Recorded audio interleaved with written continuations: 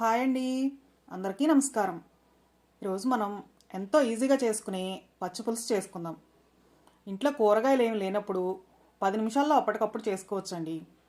నోటికి ఏమీ తినబుద్ధి కానప్పుడు కారం కారంగా పుల్ల పుల్లగా చాలా బాగుంటాయి పచ్చిపులుసు.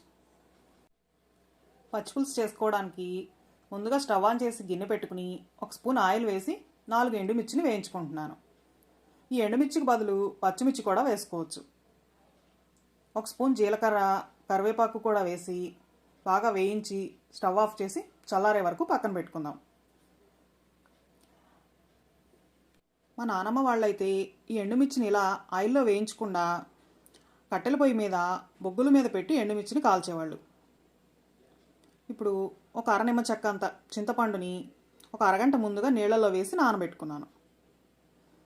మనం వేయించుకున్న ఎండుమిర్చి చల్లారాక అదే గిన్నెలో కొద్దిగా పసుపు, కళ్ళుప్పు వేసుకున్నాను. రసం, చారు, ఇలా పచ్చిపులుసు ఇలాంటి వాటికి కొన్నిటికి కళ్ళుప్పు వేసుకుంటేనే టేస్ట్ బాగుంటుంది. ఇవన్నీ ఇలా వేసుకుని చేత్తోనే ఆ ఉప్పు, ఎండుమిర్చి, జీలకర్ర, కరివేపాకు అన్నీ బాగా నలుపుతూ కలుపుకోవాలి.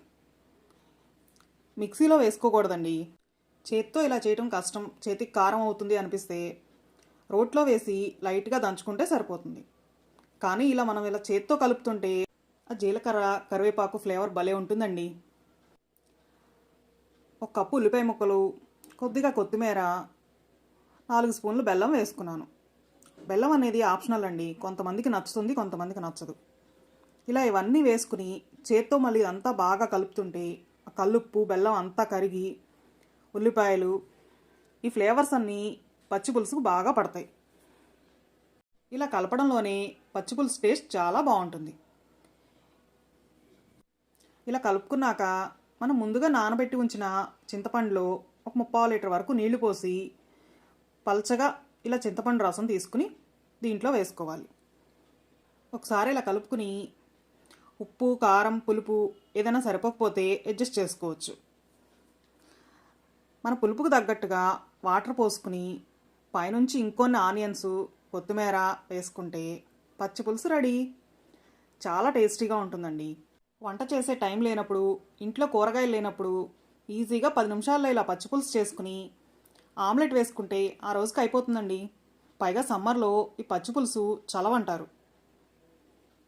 మనం కూడా ఎక్కువ టైం కిచెన్లో స్పెండ్ చేయకుండా ఈజీగా చేసుకోవచ్చు. పులుసు రైస్తో అయినా పులగంలోకైనా చాలా టేస్టీగా ఉంటుంది. నా వీడియో మీకు నచ్చినట్లయితే లైక్ చేసి, షేర్ చేసి, సబ్స్క్రైబ్ చేయండి. Thanks for watching. ఈరోజు మనం మామిడికాయ పచ్చిపులుసు చేసుకుందాం. మా ఇంట్లో అందరికీ చాలా నచ్చిందండి ఈ పచ్చిపులుసు. ఎప్పుడు చేసుకున్నట్టు చింతపండుతో కాకుండా సీజన్లో ఇలా మామిడికాయలు దొరికినప్పుడు మామిడికాయతో పచ్చిపులుసు ట్రై చేయండి, చాలా టేస్టీగా ఉంటుంది. ముందుగా ఇలా పుల్లగా ఉన్న ఒక మామిడికాయని తీసుకుని కుక్కర్లో వేసి వాటర్ పోసుకుని ఒక 3 విజిల్స్ వచ్చే వరకు ఉడికించాలి. తోలు తీసైనా ఉడికించుకోవచ్చు, లేదంటే ఇలా కూడా పెట్టుకోవచ్చు. మన కారానికి తగ్గట్టుగా ఒక 2-3 పచ్చిమిర్చిని ఇలా స్టవ్ మీద పెట్టుకుని అటు ఇటు తిప్పుకుంటూ ఇలా కాల్చుకోవాలి. లైట్గా ఇలా కలర్ వచ్చే వరకు కాల్చుకుంటే సరిపోతుంది. మామిడికాయను కూడా ఉడకబెట్టకుండా ఇట్లా స్టవ్ మీద పెట్టుకుని కూడా కాల్చి చేసుకోవచ్చు. ఆ ఫ్లేవర్ ఇంకా బాగుంటుంది. ఇప్పుడు ఒక మిక్సీ జార్ తీసుకుని 4-5 వెల్లుల్లి రెబ్బలు, 1 స్పూన్ జీలకర్ర, సరిపడా ఉప్పు, మనం కాల్చిన పచ్చిమిర్చి వేసి కచ్చాపచ్చాగా మిక్సీ పట్టుకోవాలి. రోలు అందుబాటులో ఉంటే చక్కగా రోట్లో నూరుకుంటే ఇంకా బాగుంటుంది. ఇలా బరకగా మిక్సీ పట్టుకోవాలి. ఇప్పుడు మనం ఉడికించిన మామిడికాయని చల్లారాక తోలు తీసి ఇలా చేత్తోనే మనం చక్కగా కలుపుకుంటూ ఇలా గుజ్జంతా తీసుకోవాలి. నేను ఇక్కడ మనం తీసుకున్న మామిడికాయలోంచి సగం మామిడికాయ గుజ్జును మాత్రమే పచ్చిపులుసుకు వాడుతున్నాను. మిగతా సగాన్ని స్టోర్ చేసుకున్నాను. మనం తీసుకున్న మామిడికాయ గుజ్జులో గ్రైండ్ చేసుకున్న పచ్చిమిర్చి పేస్ట్, ఇలా బెల్లం వేసుకోవాలి. నేను ఇక్కడ ఒక 2 స్పూన్స్ వరకు బెల్లం వేసుకున్నాను. కొద్దిగా కొత్తిమీర, పచ్చి ఉల్లిపాయ ముక్కలు వేసుకుని వీటన్నిటిని చేత్తో బాగా కలిసేట్టు కలుపుకోవాలి. పులుపు, కారం ఈ టేస్ట్ని బ్యాలెన్స్ చేయడానికి పచ్చిపులుసులో బెల్లం వేసుకుంటేనే టేస్ట్ బాగుంటుంది. ఇష్టం లేకపోతే స్కిప్ చేయొచ్చు. ఇవన్నీ వేసుకుని చేత్తో ఇలా బాగా కలుపుకుంటే ఫ్లేవర్స్ అన్నీ బాగా కలుస్తాయి. మన ఛానల్లో ఎండుమిర్చి, చింతపండుతో చేసిన పచ్చిపులుసు కూడా ఉంది. ఎవరికైనా ఇంట్రెస్ట్ ఉంటే ఆ లింక్ డిస్క్రిప్షన్లో ఇస్తాను, ఒకసారి చెక్ చేయండి.